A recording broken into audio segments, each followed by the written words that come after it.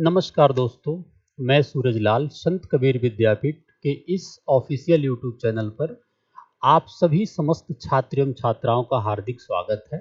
आइए हम लोग डेली करंट न्यूज के संदर्भ में, जो कि बहुत ही चर्चा में एक टॉपिक रहा है, उस टॉपिक के संदर्भ में क्या मुख्य बातें हैं, आइए हम लोग चर्चा करते हैं।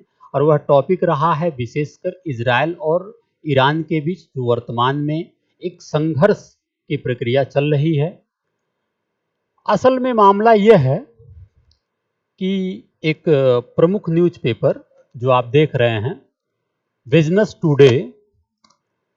टुडे में एक प्रमुख जो आर्टिकल छपा हुआ है वह ये रहा कि जो मध्य पूर्व यानी कि जो मिडिल ईस्ट में ये जो संकट बढ़ रहा है, इसका भारत पर क्या प्रभाव पड़ सकता है, यह बेहद इंपॉर्टेंट बात है। क्योंकि जब आप देखेंगे, मैं स्पेशल सिविल सर्विसेज के एस्पिरेंट के संदर्भ में बात कर रहा हूं कि जब भी आप मेंस का प्रॉपर एक क्वेश्चन पे लिखने का प्रयास करते हैं तो ऐसे प्रश्न बेहद इंपॉर्टेंट हैं करंट के संदर्भ में।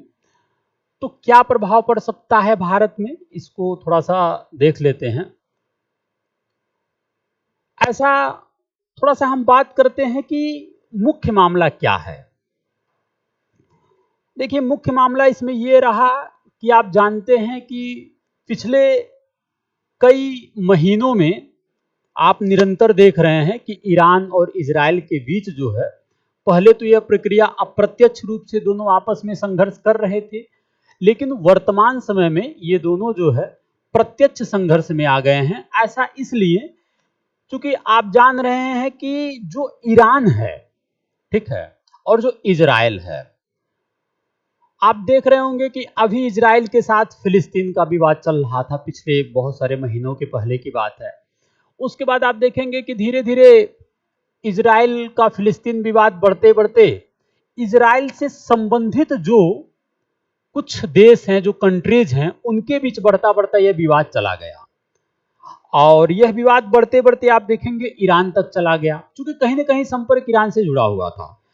और पिछले महीनों में आपने देखा होगा कि इजराइल ने अपने तकनीक का इस्तेमाल करते हुए, जैसे पेजर बम के माध्यम से लेबनान में, है ना, क्या हुआ, लोगों ने जो वाकी टॉकी है पेजर बम के रूप में लोग रखे थे, ठीक है। तो ऐसे तमाम सारे चीज़ों के माध्यम से आपने देखा कि इजराइल ने अपनी जो तकनीक का इस्तेमाल करते हुए अपने जो आतंकवादी समूह हैं, जो उनके देश के खिलाफ नफरत का कार्य करते हैं, ठीक है, उनके खिलाफ कार्रवाई किया।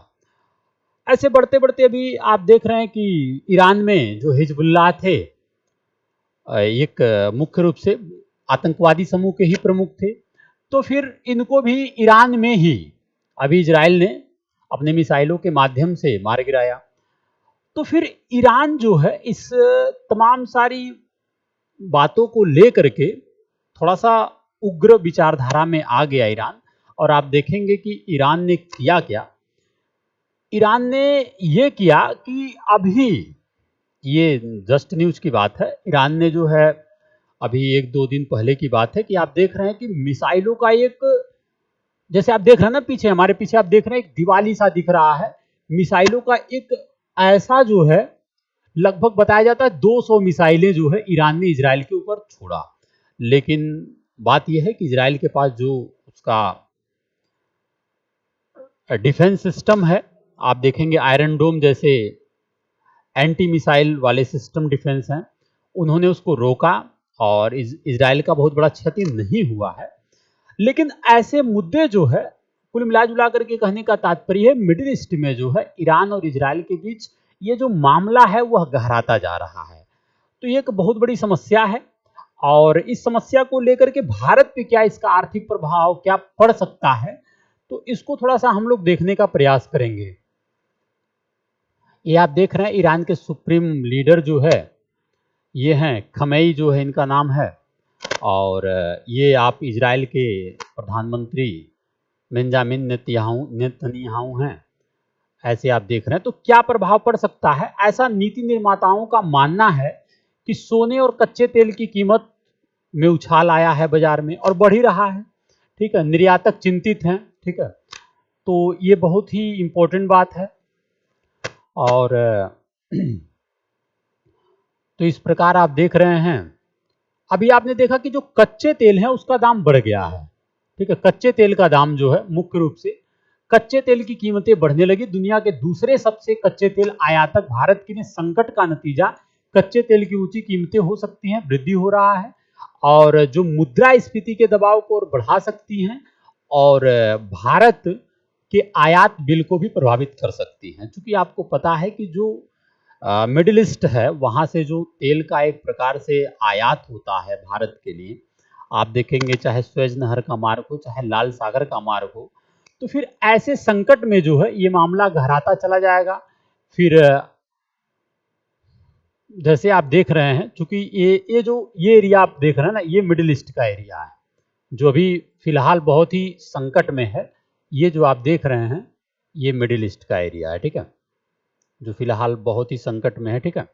और ये आपका भारत है, ये वर्ल्ड मैप है, ठीक है। तो आप यहां से ये जो रेड सी है, ये रेड सी, ये आपका रेड सी है। इधर आप इजराइल देख रहे हैं, इधर लेबनान देख रहे हैं, सीरिया देख रहे हैं ना। इजराइल अपने दुश्मनों से पूरी तरीके से घिरा हुआ है, लेबनान, सीरिया, इराक, इधर ईरान। तो ईरान ने इजराइल पे ऐसे मिसाइल मारा, ठीक है। इधर यमन है, ये आपका रेड सी है, ठीक है।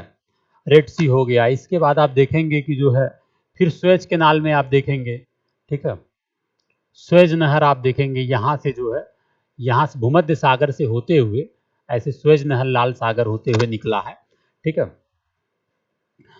तो फिर ये जो चीजें हैं, ठीक है, तो फिर मामला क्या है? असल में मामला ये है कि इन सारे समस्याओं के कारण जो है मिडिल ईस्ट में जो है एक बहुत बड़ी चाहे तेल की कीमतें हो, एक आर्थिक मंदी, आर्थिक संकट की संभावनाएं हैं, ठीक है। तो इस प्रकार यह एक प्रभाव से संबंधित खबर था जो बेहद इंपॉर्टेंट है। जय हिंद।